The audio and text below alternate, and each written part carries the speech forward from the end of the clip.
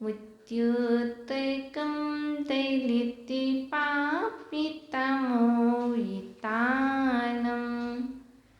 सम्यक् प्रणम्य जिनिपातियुगं युगाता वालं वैनं भविचेलि पतितां जनानां वालं वैनं भविचेलि पतितां जनानां। देवादिदेवी जड़ादि ब्रह्मादिनाथ भगवान की परम पूजनीय आचार्य वंश मंतंग स्वामी की प्रातः स्मरणीय सारस्वत कवि नय चक्रवर्ती मम दीक्षा शिक्षा दाता आचार्य व शिक्षक विभव सागर जी महाराज की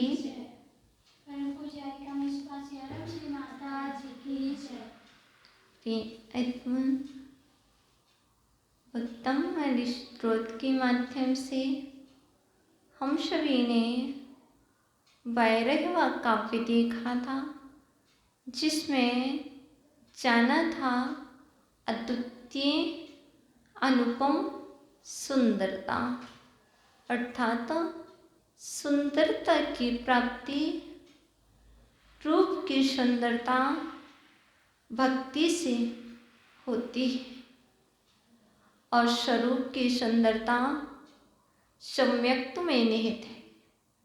तो हम सभी आदिनाथ प्रभु की भक्ति कर रहे हैं। आज हम 13वें काव्य में प्रवेश पा रहे हैं, जिसमें आचार्य भगवान मंत्र स्वामी बतला रहे हैं विविध मार्ग भय निवारक, अर्थात मार्ग भय निवारक काव्य।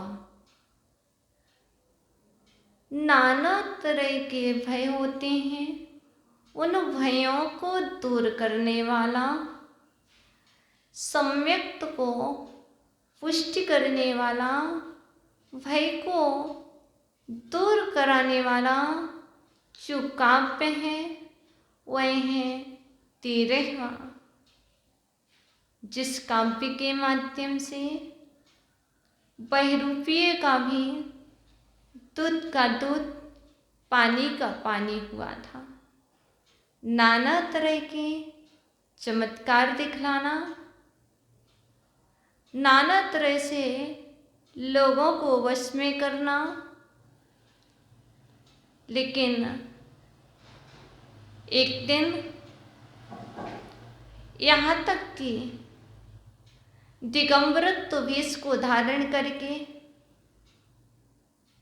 जैन धर्म को अपमानित करना और 13वें काव्य में निवास करने वाली चक्रवर्ती देवी का, चक्रेश्वरी देवी का प्रकट होना, और चक्रेश्वरी देवी ने शपथ दिलाई थी वीतरागी जिन मुद्रा का अपमान करना बहुत बड़ा अपमान है, इसलिए कैसी भी स्थिति हो, कैसी भी परिस्थिति हो, खेल खेल में भी दिगंबर मुद्रा का अपमान नहीं किया जाता है। ऐसी एक कथा 13वें काव्य में प्रसिद्ध हुई है। इस काव्य की देवी का नाम है चक्रेश्वरी। भय निवारक यह काव्य है। किसी भी तरह का भय हो, उन भयों से मुक्ति दिलाने वाला। जब भय मुक्त होगे तो सम्यक से सहित होगे, अर्थात तो सम्यक दृष्टि होगे। तो चलिए हम सभी अपने सम्यक को पुष्ट करें, भय से मुक्त हो और आदि ब्रह्मा आदिनाथ भगवान की स्तुति करें। इस श्लोक का मुख्य टाइटल है मुख निर्दोषी चंद्रमा के समान। आपका जो मुखड़ा है हे प्रभु आदिनाथ, वह निर्दोष चंद्रमा के समान है। चंद्रमा तो दिन में फीका पड़ जाता है, लेकिन आप चंद्र, आपका मुख चंद्र न तो दिन में फीका पड़ता है, न राहु के द्वारा ग्रसित होता है और न ही रात्रि में फीका पड़ता है। आप तो निर्दोष चंद्रमा के समान है। ऐसा आपका मुखड़ा।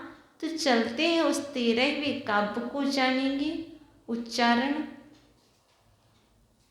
वक्तृंगति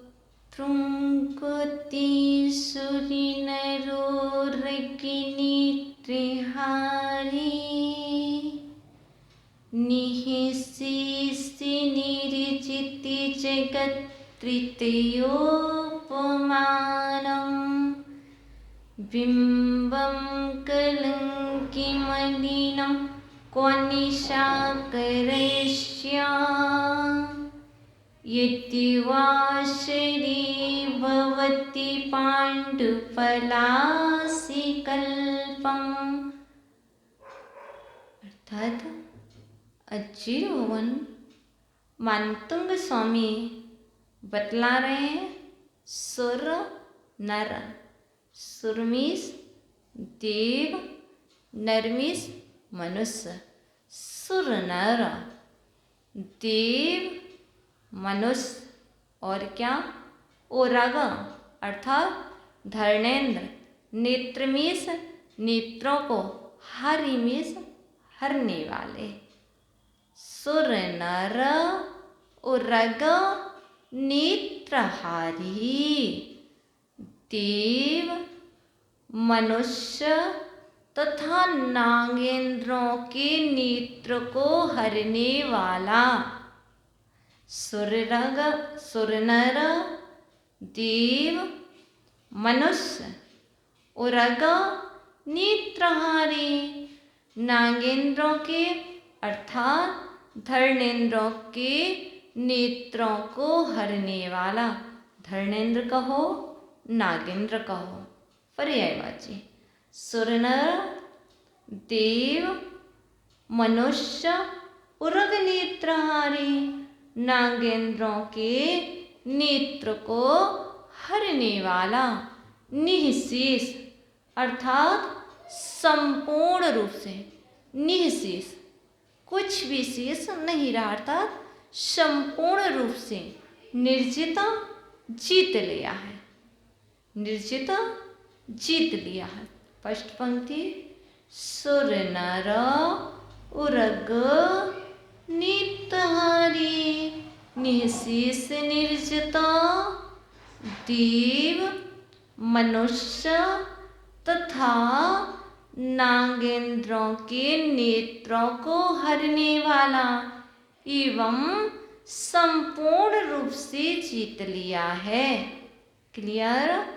सुर नर उरग नेत्रहारी निःशेष निर्जित देव मनुष्य तथा नागेंद्रों के नेत्रों को हरने वाला एवं संपूर्ण रूप से जीत लिया है।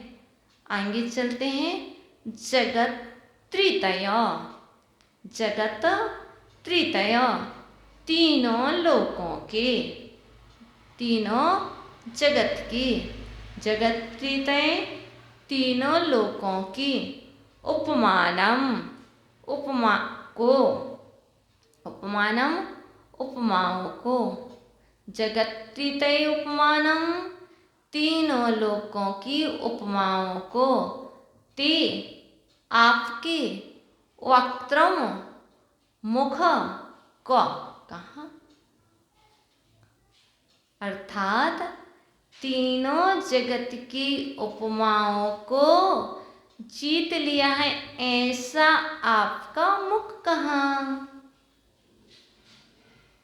तीनों लोकों की उपमाओं को जिसने क्या क्या लिया है, निर्जित ऊपर था ना, जीत लिया है ऐसा आपका मुख कहाँ।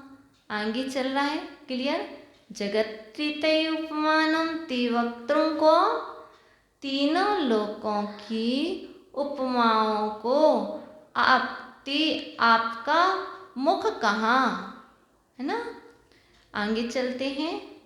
कलंक मलिनम, कलंक मलिनम, कलंक से मलिन, निशाकरस्य चंद्रमा का, निशाकरस्य रात्रि को करने वाला, चंद्रमा का, बिंबम बिंब, कौमिस कहाँ। कलंक मलिनम निशाकरस्य बिंबम को, कलंक से मलिन चंद्रमा का बिंब कहाँ। अर्थात कलंक मलिनम निशाकरस्य बिंबम, कलंक से मलिन चंद्रमा का बिंब कहाँ। यत मिस जो, वासरे दिन में, सप्तमी, यत आसरे जो दिन में, पलाश कल्पम, पलाश के पत्ते की तरह है, पलाश कल्पम अर्थात ढाक के पत्ते की तरह, या फिर पलाश के पत्ते की तरह, पांडु अर्थात फीका, भवती मीन्स हो जाता है। तो यहाँ पर अर्थ हुआ, यतुवासरे पलाश कल्पम पांडुवती, जो दिन में पलाश के पत्ते की तरह फीका हो जाता है। पुनः एक बार देखते हैं। सुर नर उरग नेत्रहारी, निःशेष निर्जिता, देव मनुष्य तथा नागेंद्रों के नेत्रों को हरने वाला एवं संपूर्ण रूप से जीत लिया है। आगे चलते हैं। जगत त्रितय उपमानम ते वक्त्रम को, तीनों जगत की उपमाओं को जिसने ऐसा आपका मुख कहा। आगे चलते। कलंकी मलिनम निशाकरस्य बिंबमेव, बिंबम को अर्थात कलंक से मलिन चंद्रमा का वह बिंब कहाँ, अर्थात प्रतिबिंब कहाँ। यतुआसरे पलाश कल्पम पांडुवती, जो दिन में पलाश के पत्ते की तरह फीका हो जाता है। यहाँ हमने अन्वयार्थ टू अर्थ जाना, भावार्थ को समझते हैं। यहाँ पर आचार्य भगवान बतला रहे हैं, हे भगवान, कहाँ आपका अनुपम सर्व उपमा चाहिए मुख। हे भगवान, कहाँ आपका अनुपम सर्व उपमा चाहिए मुख, और कहाँ कलंकित चंद्रमा का प्रतिबिंब। हे भगवान, कहाँ आपका अनुपम सर्व उपमा चाहिए मुख, और कहाँ कलंकित चंद्र का प्रतिबिंब। क्योंकि चंद्र बिंब तो दिन में पलाश के पत्ते की तरह फीका पड़ जाता है, लेकिन आपका मुख तो निर्मल सदा ही प्रकाशमान रहता है। इसलिए चंद्रमा से भी आपकी तुलना नहीं कर सकते हैं। आप तो चंद्रमा से भी और ज़्यादा प्रकाशमान है। पुनः एक बार, हे भगवान, कहाँ आपका सर्व उपमाचयी मुख और कहाँ कलंकित चंद्र प्रतिबिंब, क्योंकि चंद्र प्रतिबिंब तो दिन में पलाश के पत्ते की तरह फीका पड़ जाता है, लेकिन आपका मुख तो सदा निर्मल प्रकाशमान रहता है। चाहे दिन हो, चाहे रात्रि हो, चाहे कोई ग्रह बाधा हो, आप कभी भी फीके नहीं पड़ते हैं। इसलिए हे भगवान, आपको चंद्रमा की उपमा क्या दूं? आप तो चंद्रमा से भी शीतल हैं, आप तो चंद्रमा से भी प्रकाशमान हैं हे प्रभु। इसलिए आप निर्दोष चंद्रमा हैं। चंद्रमा में तो दोष देखा जाता है, लेकिन आप ज्ञान चंद्र हैं, आप में दोष नहीं देखा जाता। चंद्रमा तो रात्रि में ही प्रकाश देता है, रात में ही चंद्रमा की शीतलता मिलती है, लेकिन आपके पास जो भी आ जाता है, जब भी आता है, तब तक उसको शीतलता शीतलता शीतलता ही मिलती है हे प्रभु। इसलिए आपकी स्तुति करने से नाना तरह के विविध मार्ग के भय दूर चले जाते हैं।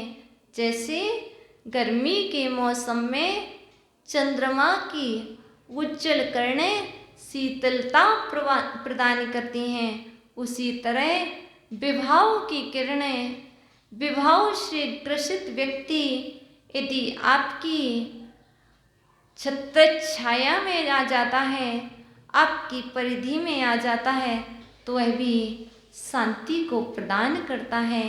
ऐसा यह 13वां काव्य है। इसमें एक रिद्धि है जो मार्ग का भय दूर करने वाली है, जो लक्ष्मी प्रदायक है, जिसका स्मरण करने से भय दूर भाग जाता है। वह है रिद्धि नमो उज्जुमतीडम। नमो उज्जुमतीडम, कहीं कहीं पर ऋजु भी आएगा, कहीं कहीं पर उज्जु भी आएगा। ओम ह्रीम ह्राम नमो उज्जुमतीडम, ज्रोम श्रोम नमः। ओम ह्रीम ह्राम नमो उज्जुमतीडम, ज्रोम श्रोम नमः।